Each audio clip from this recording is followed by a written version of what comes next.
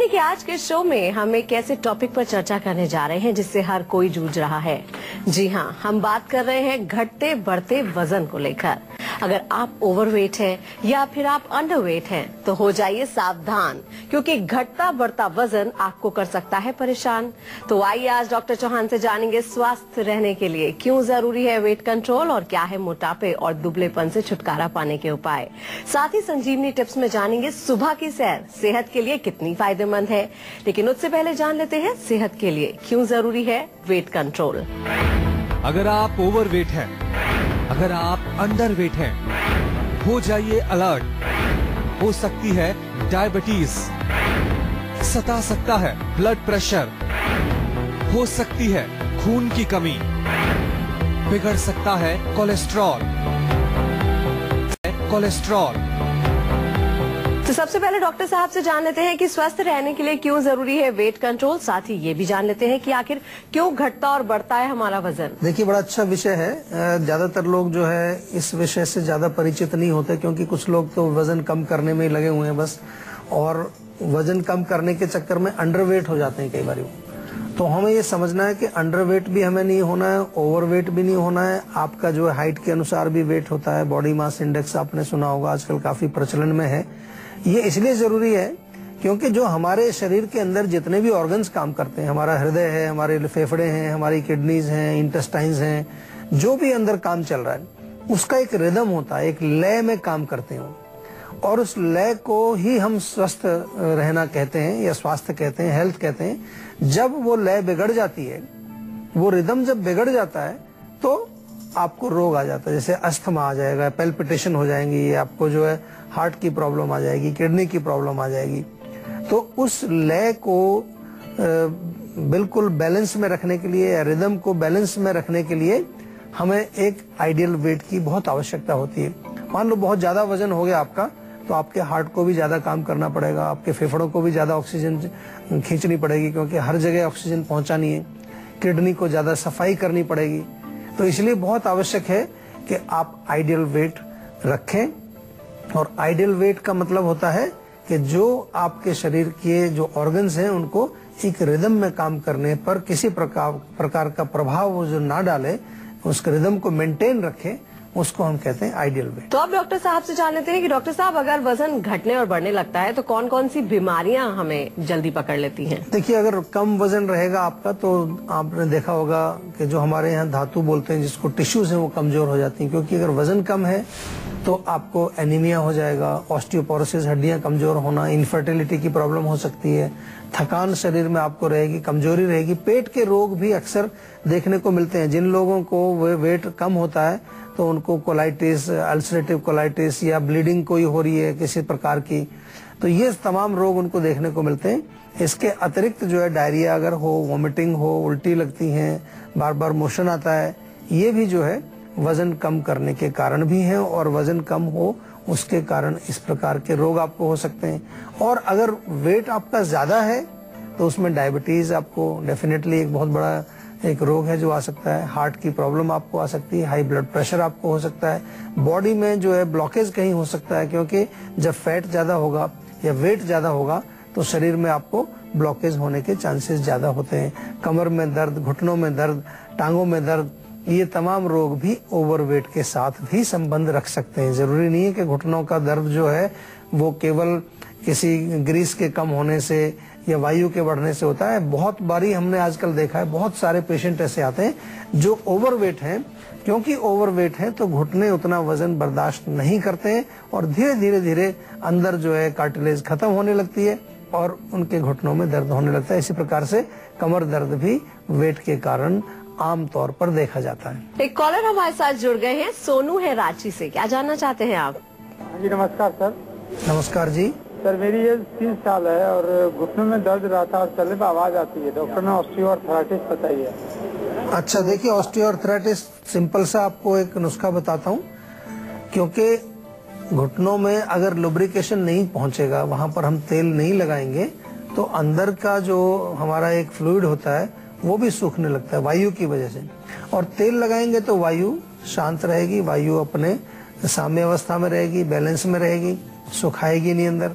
तो तिल के तेल की मालिश बहुत ज्यादा लोगों को मैं बताता हूँ, तो काफी लोग बताते हैं जी आपके ये जो तिल के तेल की मालिश है बहुत फायदा करती है, खासतौर से जोड़ों के दर्द में, कमर के दर्द में, या बॉडी में कहीं पर भी आपको स्टिफनेस हो, कहीं पर आपको जो है अकड़ाहट महसूस होती है, मसल्स में कोई पेन होता है, जोड़ों में पेन होता है, हड्डियों में पेन होता है, तो तिल के तेल की मालिश आप शुरू कर दीजिए। और अगर नहीं भी होता है तो भी शुरू कर दीजिए, इसके बहुत बेनिफिट है। इसके अलावा ऑस्टियोआर्थराइटिस अगर आपको डॉक्टर ने बता दिया है तो फिर थोड़ी सी आयुर्वेदिक औषधि भी आपको लेनी पड़ेगी, और उसके लिए क्या करना होगा, आयुर्वेदिक चिकित्सक से परामर्श लेना होगा। कौन सी दवाई आपको सूट करेगी आपकी आयु के अनुसार, आपके रोग के अनुसार, और तमाम चीजें जो हम देख करके आपको आयुर्वेदिक औषधि आपको बताते हैं। तो उसके लिए आयुर्वेदिक चिकित्सक से हमारे यहाँ फोन के माध्यम से भी आप मिल सकते हैं, और हमारे क्लिनिक्स हैं अलग अलग शहरों में, वहाँ पर्सनली जाकर के अगर आप मिलना चाहें तो वो भी आप हमारे आयुर्वेदिक डॉक्टर से मिल करके और अपना उपचार सही रूप से जरूर कराएं। पेन काम ऑयल बहुत अच्छा है इसके लिए, हमारा एक तेल बनाया स्पेशल दर्दों के लिए। कहीं पर भी बॉडी में दर्द हो, आपको जोड़ों का, मांसपेशियों का, सिर में दर्द हो, कमर में दर्द हो, उसके लिए बड़ा अच्छा एक तेल है, बहुत अच्छे रिजल्ट्स उसके आते हैं। वो तो आप ऐसे भी मंगा सकते हैं, ऑनलाइन हमारी शॉपिंग है, स्टोर है, वहाँ से मंगा सकते हैं, फोन करके भी मंगा सकते हैं, आपके घर भेज दिया जाएगा। तो डॉक्टर साहब ने ये तो बता दिया कि ओवरवेट से कौन सी बीमारियां होती हैं या कम वेट से कौन सी बीमारी होती है। डॉक्टर साहब वो कौन सा पॉइंट है जिसमें हमें अपना वेट कंट्रोल करना बहुत जरूरी हो जाता है? बिल्कुल अच्छा प्रश्न है। जब आपको लगे कि पेट के ऊपर कुछ फैट जमने लगा है, हिप्स के ऊपर आपका या थाइज के ऊपर फैट दिखने लगे, वहीं आपको सतर्क हो जाना चाहिए। बहुत इम्पोर्टेंट है, क्योंकि कई बारी जो है अगर हम सही समय पर सही उचित कदम उठा लें, उसका उपचार वहीं पर कर लें। मैं बार बार आपको कहता हूं कि prevention is also very important. हम यहाँ रोगों के इलाज की बात तो करते हैं, लेकिन जीवा के माध्यम से हमने ये अभियान भी शुरू किया है कि क्यों ना हम लोगों को शिक्षित करें और उनको बताएं कि किस प्रकार से आप रोगों से बचाव कर सकते हैं, क्योंकि बचाव यदि होगा तो बीमारी नहीं पड़ेंगे आप। तो फैट यदि आपको पेट के ऊपर, हिप्स के ऊपर, थाइस के ऊपर जमना थोड़ा दिखाई दे रहा है तो आप सतर्क हो जाइए, तुरंत आपको एक्शन लेना चाहिए, कुछ एक्सरसाइज करें। मेनली हम देखें तो पेट खराब होना या पेट में पाचन का बिगड़ना या खाना पीना आपका गड़बड़ है, कहीं ओवर ईटिंग आप कर रहे हैं या खाना बार बार ज्यादा खा रहे हैं या इरेगुलर लाइफस्टाइल है आपका, जो भी है उसको तुरंत आप नियमित करेंगे तो बहुत फर्क पड़ेगा।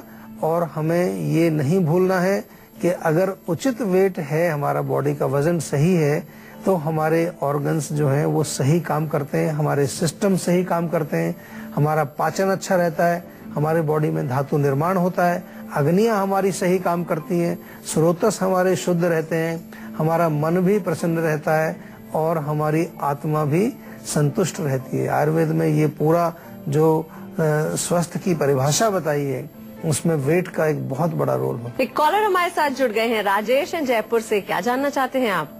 नमस्कार डॉक्टर साहब। नमस्कार जी।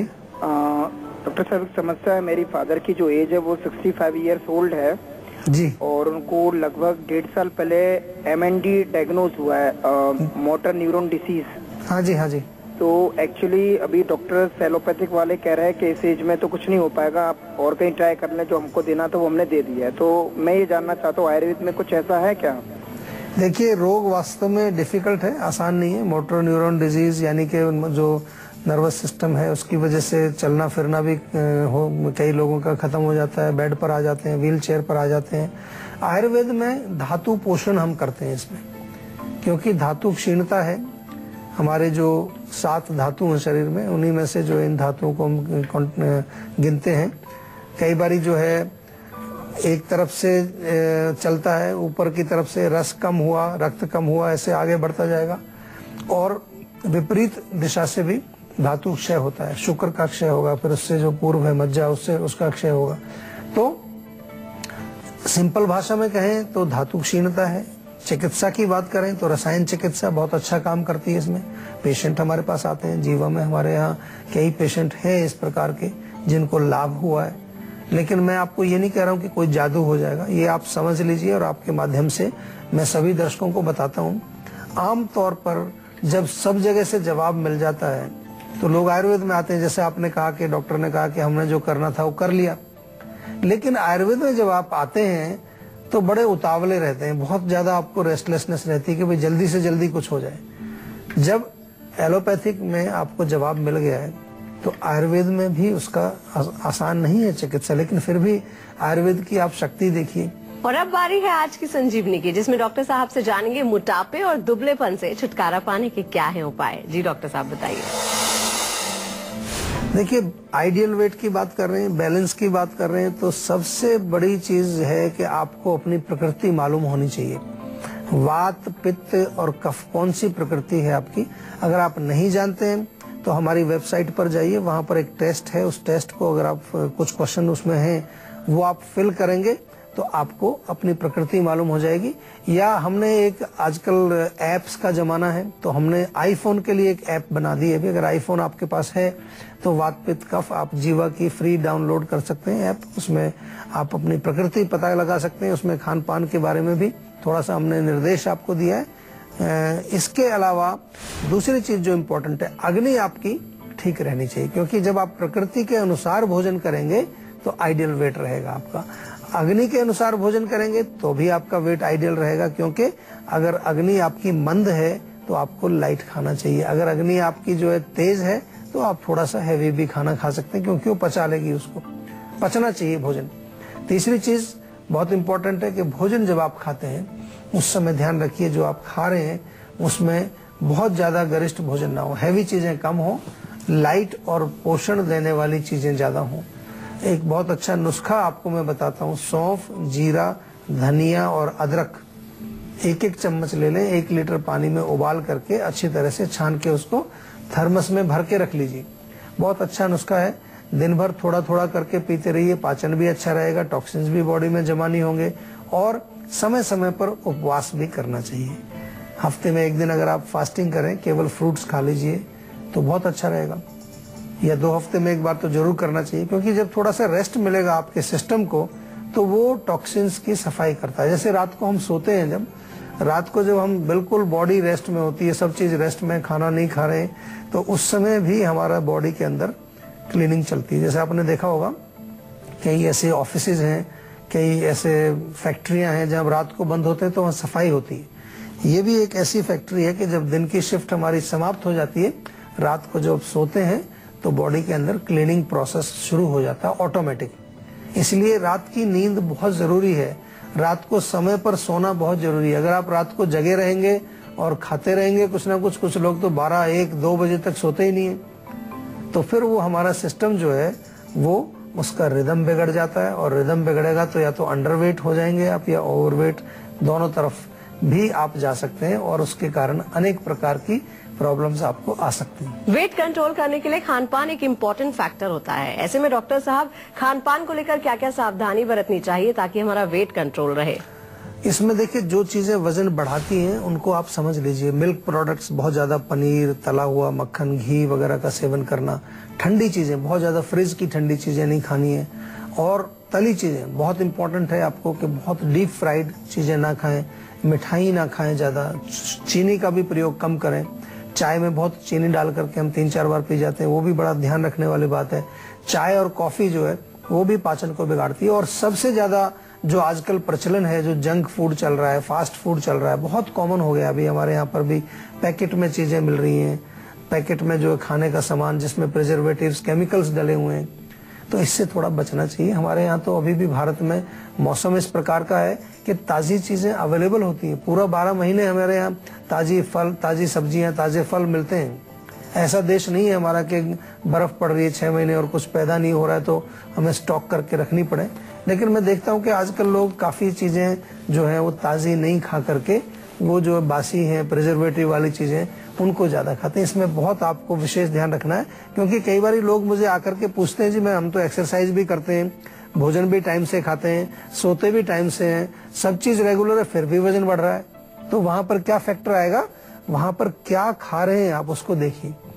फ्रिज में रखी हुई कोई चीज खा रहे हैं, फ्रोजन चीजें खा रहे हैं, या जो है वो फ्रेश नेचुरल चीजें आप नहीं खा रहे हैं तो वो ज्यादा देखना पड़ेगा। आ रही है संजीवनी टिप्स की, जिसमें डॉक्टर साहब बताएंगे सुबह की सैर सेहत के लिए कितनी फायदेमंद है।